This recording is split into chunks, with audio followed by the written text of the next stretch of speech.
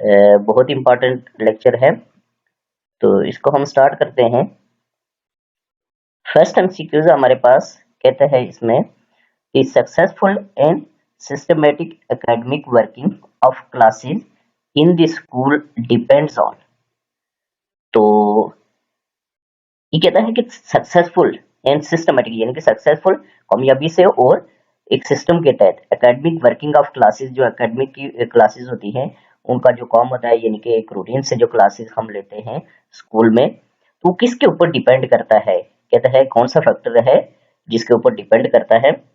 तो फर्स्ट है कहता है कि सिलेबस, बी टाइम टेबल, सी टीचर या डी इंस्ट्रक्शन। यानी कि इनमें से कहता है किस चीज के ऊपर। तो देखिए सक्सेसफुल और सिस्टमेटिक, सिस्टमेटिक किस चीज के जरिए सिस्टम के तहत क्लासेस होंगी, वो आपके पास मोस्ट इंपॉर्टेंट टाइम टेबल ही है। तो इसका आ जाएगा पहले का बी। ठीक है, तो नेक्स्ट क्वेश्चन नंबर 2 है। क्वेश्चन नंबर 2 से पहले अगर आपने मेरा चैनल सब्सक्राइब नहीं किया तो इसको सब्सक्राइब कर लें और बेल आइकन को ऑन कर लें, ताकि जब भी आपके पास ये मैं लेक्चर अपलोड करूं तो आपको नोटिफिकेशन आए, आपसे रिलेटेड हो तो आप उसको सुन लें। बेल आइकन को जब आप ऑन करेंगे, उसके ऊपर क्लिक करेंगे, ऊपर ऑल का साइन आएगा तो उसको आपने क्लिक करना है। ठीक है, तो सेकंड क्वेश्चन है हमारे पास। इसमें कहता है most ignored aspect in education field is.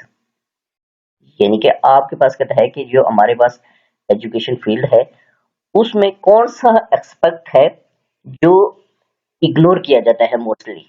ठीक है, जो जरूरी है लेकिन इग्नोर किया जाता है।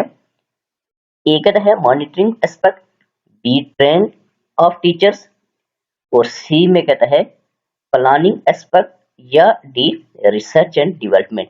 तो देखिए हमारे स्कूल्स में अक्सर ये होता है कि इस पे तवज्जो नहीं देते, किस पे, ट्रेंड ऑफ टीचर्स, ट्रेनिंग के टीचर की जो ट्रेनिंग होती है इस पे ज्यादा तवज्जो नहीं दी जाती, इसको इग्नोर किया जाता है, हालांकि ये मोस्ट इंपॉर्टेंट है। तो इसका आ जाएगा बी। नेक्स्ट आपके पास है क्वेश्चन नंबर 3। तो 3 में कहता है when, what, why and how to teach is the main task of। यानी कि when जब, और what क्या, and why क्यों, और how कैसे, to teach is the main task of ये किस चीज का मेन टास्क है। कहता है a audio visual aids, b education psychology, या सी एजुकेशन फिलॉसफी, या d social views of a society.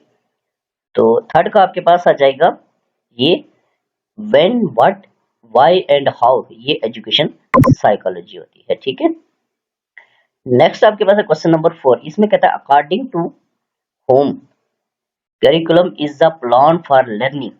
ठीक है, यानी कि किस के मुताबिक, यानी किस ने ये कहा था, कौन से साइंटिस्ट था या कौन सा जो राइटर था कि curriculum is the plan for learning, यानी कि करिकुलम जो है वो लर्निंग का प्लान है। ठीक है, is the plan for learning, यानी कि करिकुलम जो है वो लर्निंग के लिए प्लान है। तो ये ए ओलिविया ने कहा था, या बी तबा ने, हिल्दा तबा मॉडल में था, या सी डेवी ने कहा था, या डी कर्न ने।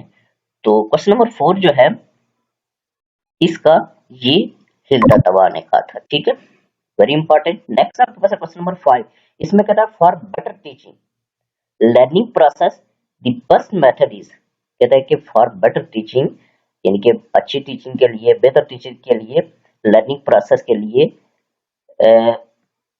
The best method, best method, method कौन सा है बेस्ट। तो ए कहता है लेक्चर मेथड बेस्ट है, बी प्रोजेक्ट मेथड बेस्ट है, या सी टीम टीचिंग, या डी इंटरेक्टिव मेथड। तो 5 देखिए for better teaching learning process, यानी कि फॉर बेटर टीचिंग लर्निंग, सबसे ज्यादा लर्निंग जो है वो बेहतर जो है वो आपके पास प्रोजेक्ट मेथड में होती है। ठीक है, इसका आ जाएगा बी। नेक्स्ट क्वेश्चन नंबर हमारे पास 6 है, इसको देखेंगे हम क्वेश्चन नंबर 6 को। तो आपके पास है क्वेश्चन नंबर 6, इसकी तरफ हम मूव करेंगे, वेरी इंपॉर्टेंट क्वेश्चन है। तो देखिए 6 में क्या कहता है, 6 में कहता है the responsibility of implementing the curriculum in the class room lies primarily with the A principal, B classroom teacher, या सी स्टूडेंट, या डी डीओ। तो देखिए ये responsibility implementing the curriculum in the classroom में जो होती है इम्प्लीमेंटेशन, वो डेफिनेट क्लासरूम टीचर की होती है, ठीक है, जिम्मेदारी। नेक्स्ट आपके पास है 7, cognitive development deals with, very important question है। कॉग्निटिव डेवलपमेंट जो है आपके पास ब्लूम्स टैक्सोनॉमी की, जो मैंने पीछे लेक्चर्स में बताया था, उसमें ये कॉग्निटिव में साइकोमोटर्स वगैरह में जो इसकी 3 ब्लूम्स टैक्सोनॉमी की आगे हैं, तो उनके बारे में डिटेल से आगे उनकी सब टाइप्स भी बताई थी। तो उनमें से एक पूछ रहा है ब्लूम्स टैक्सोनॉमी में जो कॉग्निटिव आती है, उसमें कहता है कि कॉग्निटिव डेवलपमेंट जो है, कॉग्निटिव जो है डोमेन, उसका किस चीज के साथ लिंक है। तो कॉग्निटिव का लिंक जो है वो मेंटल के साथ, मेंटली माइंड के साथ होता है, ठीक है। नेक्स्ट क्वेश्चन नंबर 8 है। तो 8 में क्या कहता है, it alone does not provide adequate basis of developing a scope of well rounded education. A activity curriculum, B core curriculum, या सी सब्जेक्ट करिकुलम, या डी हिडन करिकुलम। तो ये it alone does not provide adequate basis of developing, तो ये hidden curriculum होता है, ठीक है। नेक्स्ट आपके पास है क्वेश्चन नंबर 9। तो 9 में कहता है एजुकेशनल ट्रेनिंग enhances ए एबिलिटी, बी स्किल, सी इंफॉर्मेशन, तो डी जो है वो वर्क परफॉर्मेंस। क्वेश्चन नंबर 9, तो देखिए 9 में कहता है एजुकेशनल ट्रेनिंग जो होती है, ये आपको पता है कि जब एजुकेशन ट्रेनिंग होंगी टीचर्स की, तो उनकी स्किल्स जो है वो ग्रो करेगी, उनमें स्किल्स आएंगी, पढ़ाने की नए दौर के मुताबिक जो स्किल्स है उनको सिखाई जाएंगी, तो ये स्किल आएगा इसमें। नेक्स्ट आपके पास है 10। तो 10 में कहता है better physical setting of classroom requires, यानी कि फिजिकल सेटिंग, ठीक है। कहता है क्लासरूम की जो बेटर फिजिकल सेटिंग है वो क्या रिक्वायर्ड करती है, यानी कि उसके लिए क्या चीजें रिक्वायरमेंट्स होती हैं उसकी, कैसे हो सकती है वो। तो ए सीटिंग अरेंजमेंट्स, कहता है कि सीटिंग अरेंजमेंट्स अच्छा होना चाहिए, B lighting in the classroom, का लाइटिंग अच्छी होनी चाहिए, सी कंट्रोलिंग वेंटिलेशन, यानी कि वेंटिलेशन होनी चाहिए, या D overall comfortable and healthful environment. तो देखिए ये overall comfortable and healthful environment में ये सारी चीजें इसी में आ जाती हैं, तो ये ज्यादा बेस्ट इसका ऑप्शन है, डी आ जाएगा 10 का, ठीक है। नेक्स्ट आपके पास क्वेश्चन नंबर 11। तो 11 में देखिए क्या कहता है, 11 की तरफ हम मूव करेंगे। 11, तो देखिए 11 में कहता है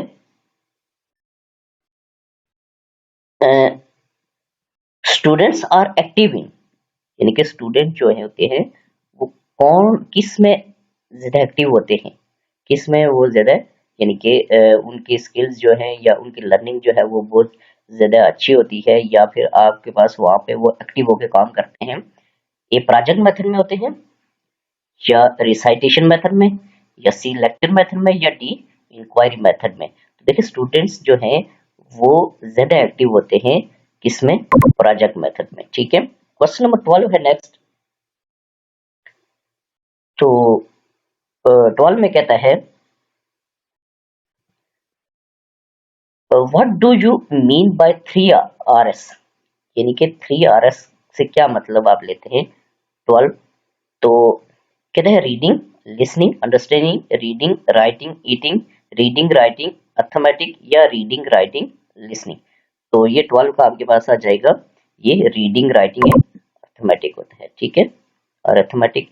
नेक्स्ट आपके पास क्वेश्चन नंबर 13 कहता है the communication following from subordinates to supervise superiors is known as a diagonal communication, B horizontal communication, या C upward communication, या D downward communication। 13, तो देखें 13 का आपके पास आ जाएगा ये अपवर्ड कम्युनिकेशन होती है, ठीक है।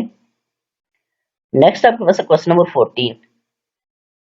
तो देखिए 14 में क्या कहता है, values are closely related to the concept of truth for a realist, B idealist, C pragmatist या डी एग्जिस्टेंशियलिस्ट। तो 14 का आपके पास आ जाएगा ए, ये रियलिस्ट होता है। ठीक है, नेक्स्ट आपके पास है 15।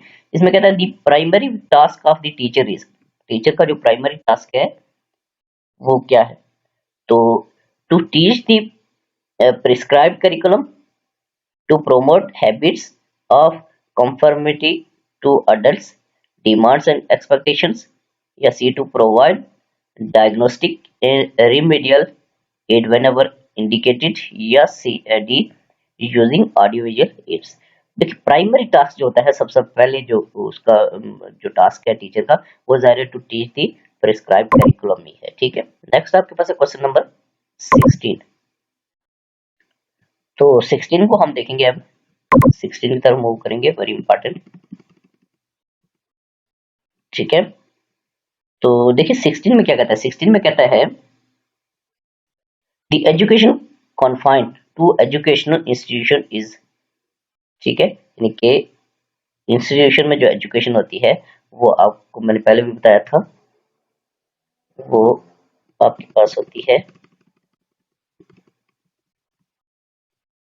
The education confined to the education institution, ये आपके पास आ जाएगी, ये फॉर्मल एजुकेशन होती है, स्कूल्स वगैरह में जो होती है वो फॉर्मल एजुकेशन होती है। ठीक है, नेक्स्ट क्वेश्चन नंबर 17 है। 17 में क्या कहता है, इसमें कहता है SOLO taxonomy provide systematic way of describing the learners, A ability, B understanding, C performance या डी स्किल। तो ये आपके पास सोलो टैक्सोनॉमी जो है ये अंडरस्टैंडिंग है। ठीक है, नेक्स्ट आपके पास है क्वेश्चन नंबर 18। तो 18 में क्या कहता है, इसमें कहता है andragogy techniques are used to teach teenagers और बी अडल्ट्स, या सी चिल्ड्रन या डी टोडलर्स। तो 18 का आपके पास आ जाएगा ये अडल्ट्स के लिए है। ठीक है, तो नेक्स्ट आपके पास है question number 19। Managing school records is main duty of, school का रिकॉर्ड जो है वो मैनेज करना वो ज़ाहिर है हेड की जिम्मेदारी रहती है। ठीक है, नेक्स्ट आपके पास 20 है teaching as per lesson plan in the school is usually supervised by A teacher, educator, B teacher, C headmaster या D district education officer.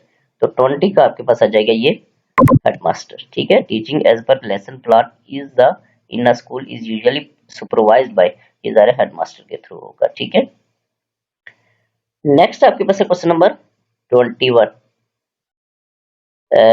Pursuit of wisdom and knowledge is a philosophy, b psychology, c history या d sociology.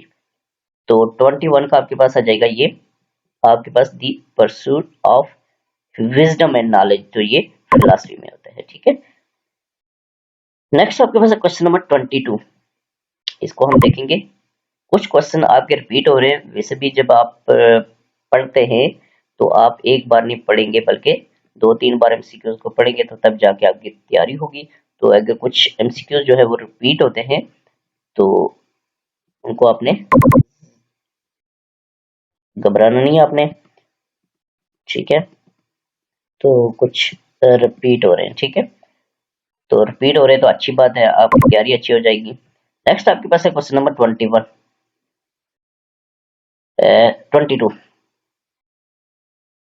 हाँ 21 हो गया। In the subject central curriculum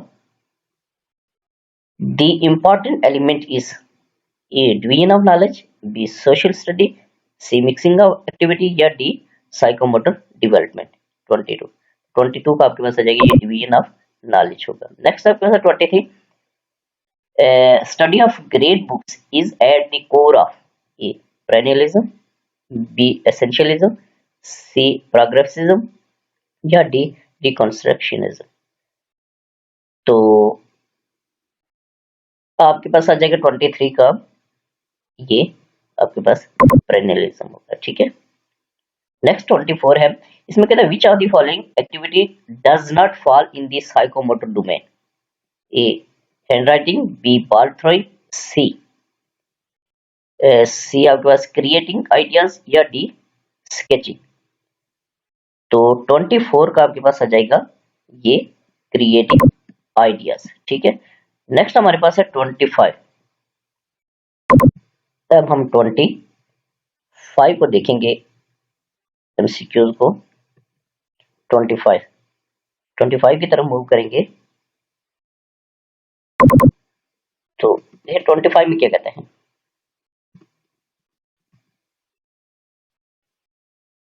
25 में कहता है